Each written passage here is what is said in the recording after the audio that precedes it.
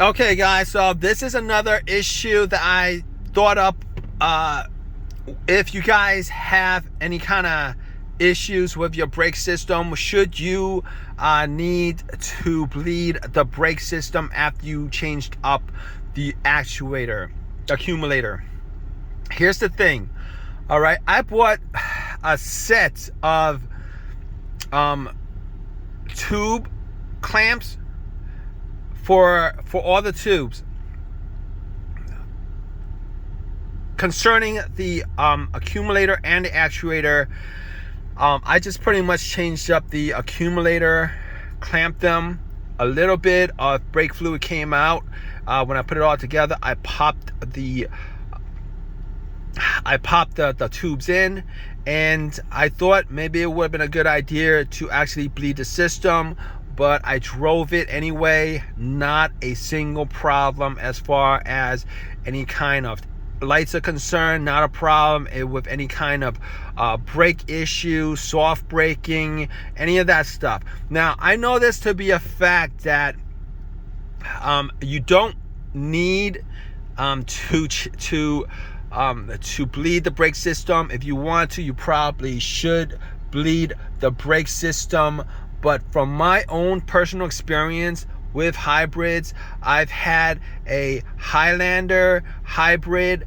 I've had I had this Prius hybrid, and I'll tell you guys what.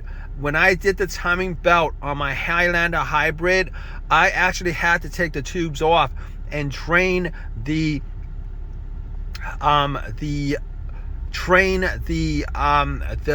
brake reservoir. And when I put everything back together, I was getting the beeping sound. I was getting soft braking.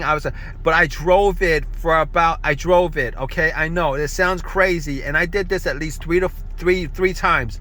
I drove it, no, at least more than 3 times, like 4 times I did this, as far as changing out the time belt. But we're talking about the brake system. Me draining the reservoir, having soft brakes. After that, everything's put together, after about 5 to 10 minutes, the brakes reset itself. As long as I had brake fluid and filled up to the fill mark, and it reset itself. There was no I didn't have to bleed the brake system of the Highlander. And with this changing up of the accumulator, I did not have to bleed the brake system of the Prius. It bled itself. Now, if you guys want to bleed your brake system, it's pretty simple. All you gotta do is just loosen the bleeder screw and put your foot on the brakes, and the actuator actually essentially buzzes and it bleeds itself. But I haven't had to do that. So if you have any of your own personal experiences with this, definitely leave an opinion, leave a comment in the comment section. If you have a question, leave a question, subscribe, give me a thumbs up, all that good stuff.